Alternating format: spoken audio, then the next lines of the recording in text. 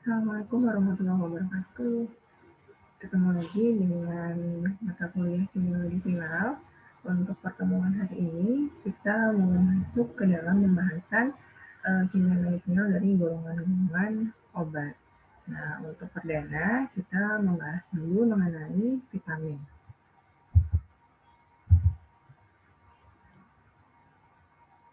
Baik, jadi kita mulai dulu dari pengertian vitamin. Vitamin itu apa? Vitamin itu adalah zat organik dengan berbagai struktur yang diperlukan atau vital untuk fungsi normal tubuh dalam jumlah tertentu dan tidak dapat digantikan dengan zat lain. Jadi kata kuncinya adalah vital digunakan untuk fungsi normal tubuh dalam jumlah tertentu.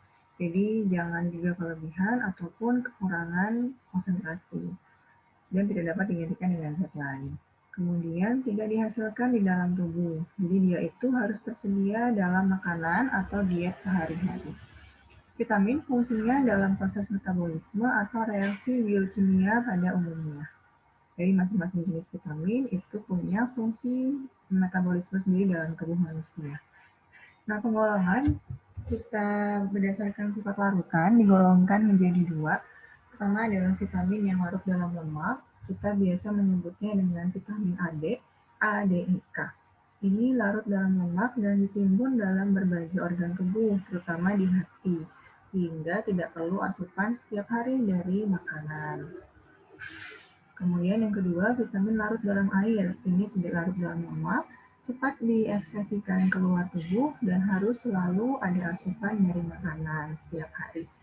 Ini terdiri atas vitamin golongan B kompleks dan vitamin C. Baik, kita bahas satu persatu. Yang pertama adalah vitamin larut dalam lemak, yaitu vitamin A, atau nama lainnya adalah Axeroftol. Sumbernya dari minyak hati ikan, bersama dengan vitamin D.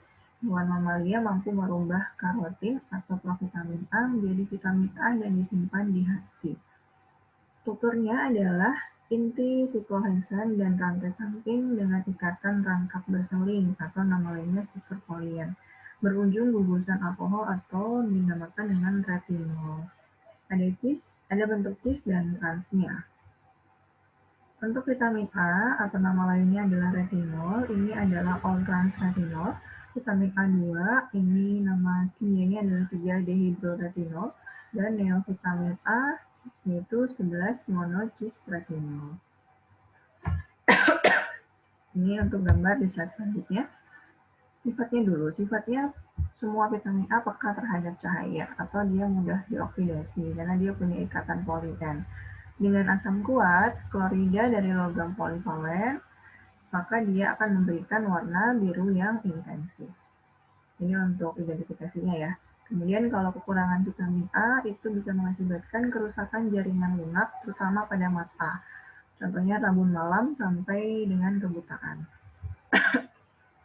Nah, ini contoh vitamin A, ini vitamin A1, lalu ini vitamin neovitamin A, jadi agak belok strukturnya, kemudian ini vitamin A2. Nah, untuk turunan vitamin lain juga ada yang dinamakan dengan asam retinoat atau tretinoin dan juga isotretinoin. Ini dua-duanya biasanya digunakan dalam sediaan topikal. Nah, kemudian vitamin D. D ini bersumber dari minyak hati ikan, sama seperti vitamin A, dalam bentuk kolekalsiferol atau vitamin D3. Ada juga vitamin D2 dinamakan ergocalciferol. Ini berasal dari ergosterol yang banyak terdapat dalam ragi karena adanya pengaruh sinar UV. Ada juga kolekalsiferol, ini dapat terbentuk jika 7-dehidrokolesterol yang terdapat di bawah kulit manusia terkena sinar UV. Jadi memang vitamin D ini berhubungan dengan sinar UV ya. Jadi sebenarnya dalam kulit juga sudah ada kolekalsiferol yang kalau kena paparan sinar UV dia akan berubah menjadi vitamin D. Nah, strukturnya ini steroid dengan cincin B terbuka, punya beberapa ikatan rangkap yang berseling atau polien pada posisi 5. Ini steroid, jangan lupa ini bentuk kuning steroid, dia juga pada cincin B-nya, dia cincinnya terbuka, jadi terbuka tidak tertutup. Kemudian punya ikatan rangkap berseling pada posisi 5. Begini. Di sini dia punya ikatan rangkap yang bersalin.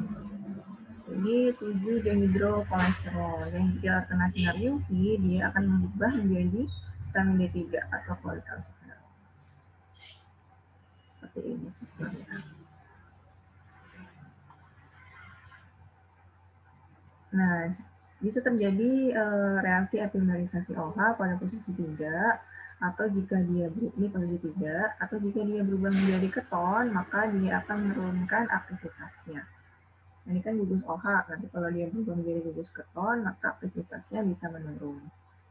Sifat dari vitamin D peka terhadap cahaya dan mudah teroksidasi. Dengan penambahan asam atau garam klorida logam polivalen, dia akan menjadi berwarna. Defisiensinya, jika kekurangan vitamin D akan mengakibatkan penyakit rakitis atau gangguan sistem tulang. Untuk produk ada vitamin D2, D3, kalsifediol, dan kalsitriol. Semuanya berbeda dari struktur kimianya. Selanjutnya, vitamin E ini yang banyak mungkin familiar ya di masyarakat, bisa digunakan untuk sumber antioksidan. Vitamin E nama lainnya adalah tokoferol. Sumbernya dari minyak kecambah gandum, jagung, beras, kedelai, dan biji-biji yang lain. Dan sekarang banyak dibuat dalam bentuk sintesanya. Strukturnya dia punya inti kroman dengan rantai samping 4,8,12 trimetil tridesil. Ini struktur dari tokoferol. Kemudian dia juga punya struktur fenol. Ini, fenol itu benzen mengikat OH. Kemudian tokoferol juga merupakan derivat tokol yang tersubstitusi dengan metil. Jadi dia punya substituen metil. Setelah diisolasi beberapa jenis tokoferol, ada alfa tokoferol yang menurut penelitian dia paling poten. Kemudian beta tokoferol, gamma tokoferol, dan delta tokoferol yang strukturnya berbeda pada jumlah dan posisi gugus metilnya. Ini untuk alfa tokoferol. Jadi di posisi 5, 7, dan 8 dia mengikat gugus metil. Makanya dinamakan 5, 7, 8 trimetil tokol. Nah, kalau beta tokoferol, posisi metilnya hanya ada pada atom C nomor 5 dan nomor 8. Jadi nomor 7-nya ini nggak ada. Nah, untuk gamma tokoferol, posisi metilnya hanya ada di atom C nomor 7 dan 8, sehingga nomor 5-nya tidak ada. Dan untuk delta tokoferol hanya ada pada posisi 8, gugus metilnya. Ya, jadi perbedaan jenis-jenis atau turunan vitamin E berdasarkan petak atau jumlah gugus metil yang terikat. Sifatnya mudah teroksidasi oleh udara dan zat oksidasi yang lain. Ini sering digunakan untuk antioksidan dan juga untuk pengawet sediaan-sediaan yang mengandung minyak dan lemak dengan urutan kekuatan antioksidan dari mulai delta, gamma, beta, dan alfa. Nah, jika teroksidasi akan terbentuk senyawa kinon. Kekurangan vitamin E pada hewan percobaan ini menyebabkan gangguan reproduksi atau menjadi steril. Lawannya fertil ya, kalau fertil kan subur. Nah, kalau punya gangguan kesuburan maka dinamakan dengan steril. Produknya umumnya dalam bentuk ester karena dia lebih stabil dalam bentuk ester, misalkan ester asetat ataupun propionat. Nah, vitamin terakhir yang larut dalam lemak adalah vitamin K. Sumbernya dalam berbagai sayur, minyak kedelai, misalkan vitamin K1 atau nama lainnya adalah phytomenadion. Lalu ada juga vitamin K2 yang diproduksi oleh tumbuhan dalam saluran cerna, kemudian disintesa juga dalam bentuk molekul sederhana, namanya menadion. Jadi ada dari alamnya, dari minyak-minyak kedelai, kemudian juga diproduksi oleh tumbuhan, ada juga yang disintesa, dibuat oleh manusia, contohnya menadion. Strukturnya adalah dia punya struktur hidrokinon dengan gugus metil pada posisi 2. Sini. Yang alamiah ada pada posisi 3, ada rantai alkil tak jenuh. Jadi ada rantai alkil di sini yang cukup panjang, tak jenuh berarti dia punya ikatan rangkap. Ya, jadi ingat strukturnya dasarnya adalah hidroquinon yang mengikat gugus metil pada posisi C nomor 2 dan pada posisi C nomor 3 dia mengikat rantai alkil tak jenuh. Vitamin K ada K1 atau phytomenadiol, rumus kimianya adalah 2-metil, 3-vitil, 1,4 naftokinon. Ada vitamin K2 dengan jumlah atom C-nya ada 30, kemudian ada vitamin K3 dengan jumlah atom C-nya sebanyak 35. Jadi dari 1, 2, 3 itu adalah perbedaan jumlah vitamin C-nya pada gugus alkil. Nah, untuk HSA atau HKSA-nya, hubungan struktur aktivitas, kan tadi dia ada cincin ada 2 nih ya. Nah, untuk cincin A ini adalah gugus aromatik atau hidroaromatik tanpa substitusi. Tanpa substitusi berarti dia tidak mengikat substituen, berarti dia hanya cincin aromatik saja, jadi nggak ada yang terikat. Sementara pada cincin B ini adalah cincin aromatik atau hidroaromatik bersubstitusi, jadi ada yang terikat. Di sini dia bisa mengikat 4 substituen dari R, R1, R2, dan R3. R ini bisa berupa gugus OH, bisa berupa gugus O, OCH3, OC2H5, dan OAC. Sementara pada R1 ini selalu mengikat metil. Ini seperti yang di atas. Jadi pada posisi R1 atau C nomor 2, dia mengikat gugus metil. Pada R2 di sini, ini adalah ikatan rangkap. Ini ya, kalau yang contoh di atas ini gugus polien, dia ada gugus alkil dengan ikatan tak jenuh atau ikatan rangkap. Juga bisa juga dalam bentuk H saja atau asam sulfonat atau dimetilamin atau alkil, tadi seperti contohnya di atas ini gugus alkil. Ikatan rangkap beta dengan gamma, jika ikatan rangkapnya pada posisi gamma, maka dia potensinya akan naik. Lalu R3 yang di bawah, yang di sini, nah ini bisa mengikat H atau OH atau NH2 atau O seperti yang contoh di atas, atau juga OCH3 atau OC2H5. Jadi apapun yang terikat atau substituen apapun yang tersubstitusi, struktur dasarnya seperti ini. Jadi dia punya 2 cincin aromatik, satunya dia tersubstitusi, satunya lagi dia tersubstitusi dengan 4 jenis substituen yang berbeda. Sifatnya mudah teroksidasi. Jadi semua vitamin larut lemak itu semuanya mudah teroksidasi. Kalau defisiensi vitamin K itu mengakibatkan penyakit hemoragi atau gangguan pembekuan darah. Produknya ada K1 yang sifatnya alamiah, ada K sintetik.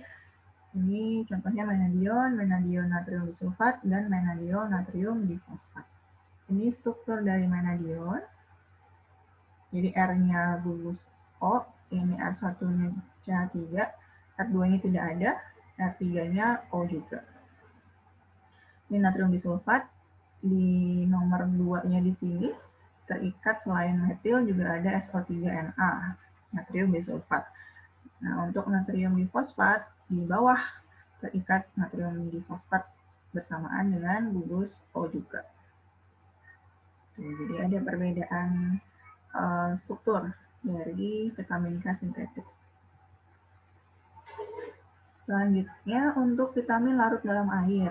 Di sini kelarutan sudah jelas dia larut dalam air, kemudian cepat diekspresikan atau tidak ditimbun. Tadi kalau yang larut lemak itu dominan ditimbun di hati, kalau dalam air maka dia langsung dikeluarkan. Tiap hari ada di makanan atau dalam diet sehari-hari. Termasuk golongan vitamin B kompleks.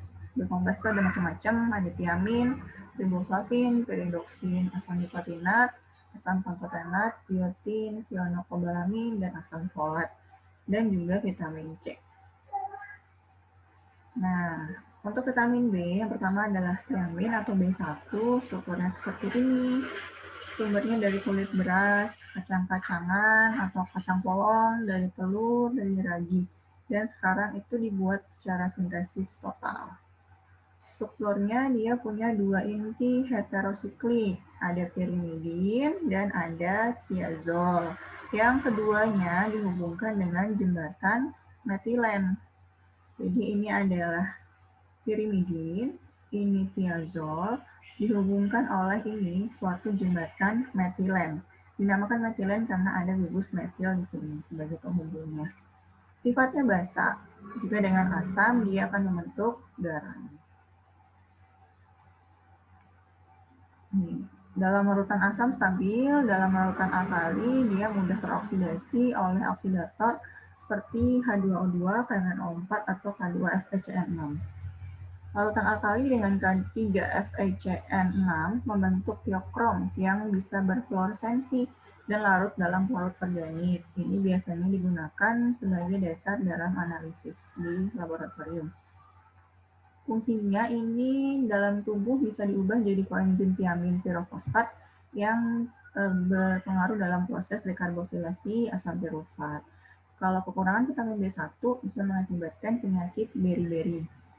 Produknya tiamin HCl, jadi B1 yang mengikat HCl, seperti struktur ini ya.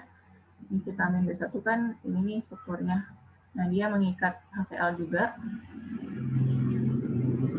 Jadi kemudian yang kedua ada tiamin mononitrat, jadi vitamin B1 mononitrat. Ini cenderung lebih stabil dibandingkan dengan bentuk yang tiamin HCl.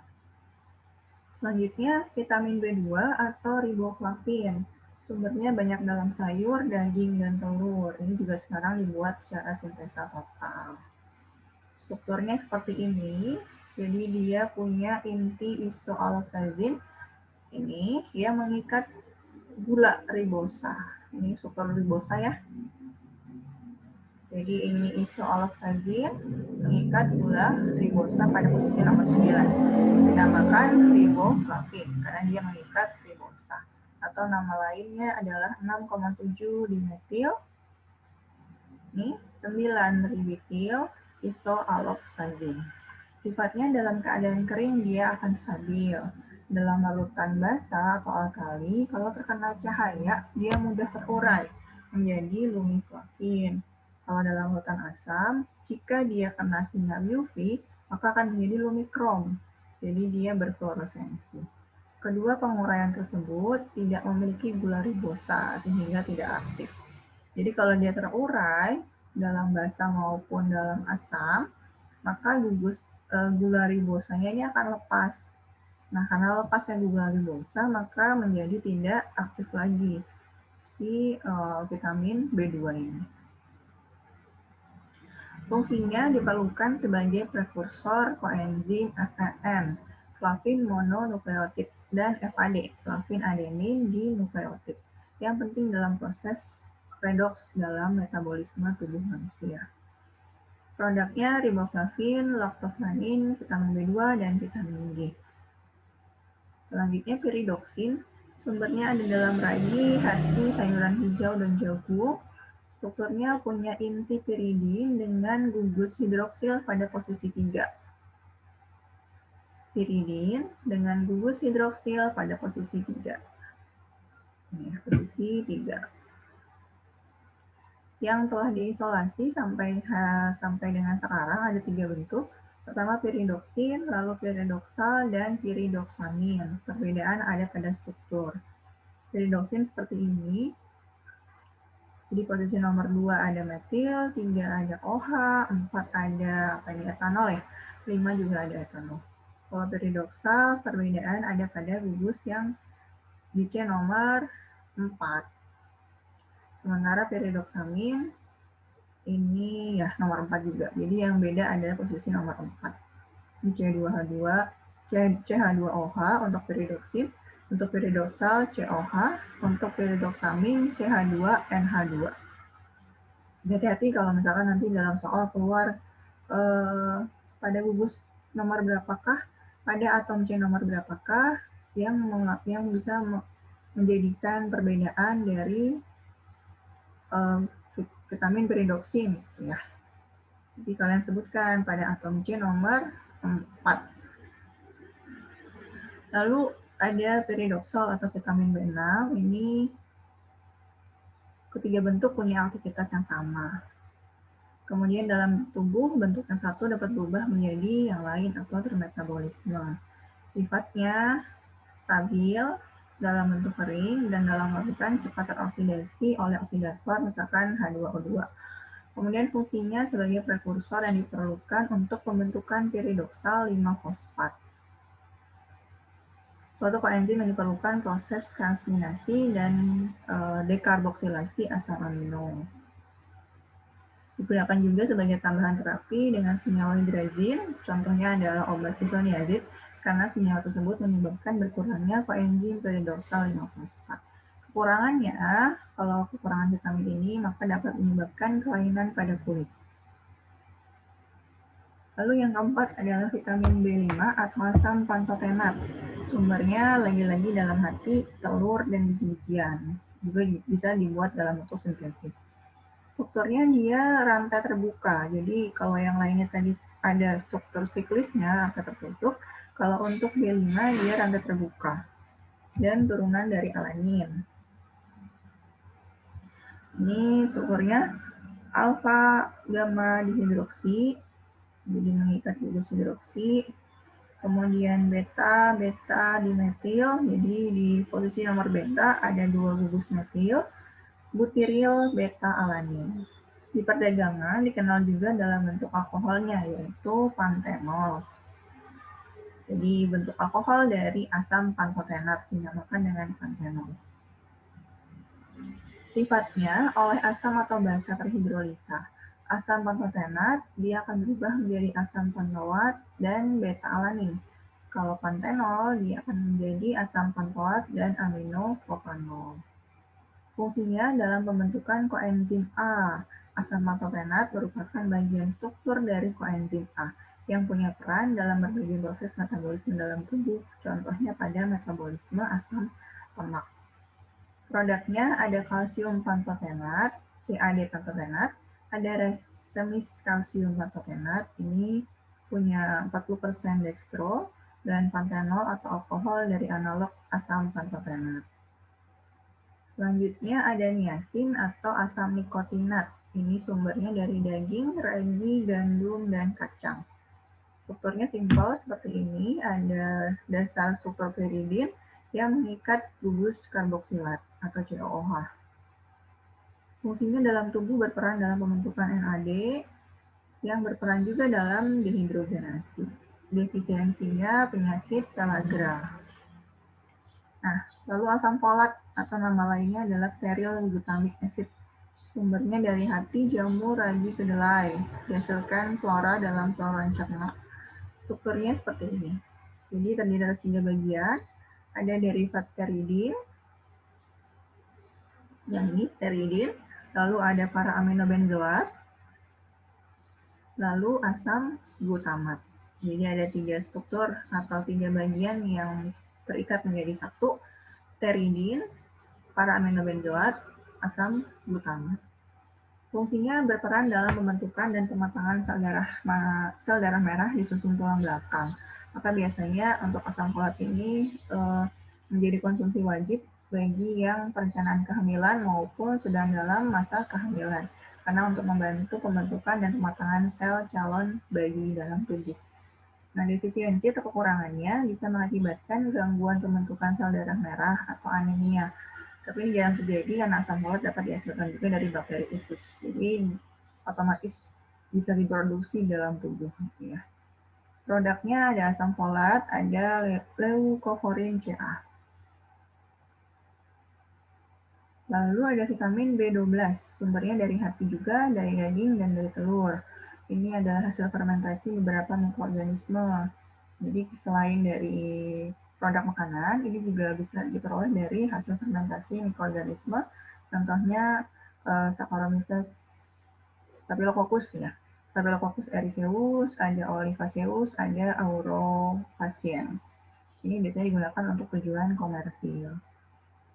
Strukturnya senyawa kompleks dengan adanya ion kobalt sebagai ion pusat. Ada 3 bentuk berdasarkan struktur dari kobalamin. Pertama adalah cyanokobalamin dengan ion pusat itu adalah CN, cyanida. ada hidroksokobalamin dengan ion pusat itu adalah OH atau hidroksi, ada metilkobalamin dengan ion pusat berupa gugus metil. Jadi kalau tergantung gugus pusatnya, kalau pusatnya adalah Cn berarti sianum. Kalau gugus pusatnya adalah OH berarti hidrokso. Kalau CH3 berarti metil. Oke. Lalu vitamin C sumbernya dalam buah sitrus dan beberapa buah atau sayuran lain. Contohnya jeruk ya kalau sitrus. Sekarang dibuat secara sintesis dari glukosa yang direduksi menjadi sorbitol, kemudian dilanjutkan dengan proses fermentasi atau biosintesa. Jadi vitamin C banyak ya sekarang. Strukturnya juga relatif mudah untuk dihafal. Ini ada struktur gamma lakton dari 3 oksoglukonat. Jadi bentuknya N0. Ini asam askorbat. Ini asam dihidroaskorbat. Ya, bedanya di sini. Bagian sini ini OH, sementara ini hanya sudah hilang, jadi menjadi O saja. Makanya dehidro, kehilangan hidrogen. Di sini. Sifatnya dia reduktor yang kuat. Jadi reduktor itu kan berarti dia bisa melakukan reduksi. Kemudian dia juga bila teroksidasi terjadi asam dehidroaskorbat yang bila terhidrolisa menjadi asam 2,3 diketoglukonat yang tidak aktif. Fungsinya berperan penting dalam proses redoks pada proses metabolisme tubuh. Defisiensinya salah satu contohnya adalah penyakit skorbut atau sariawan.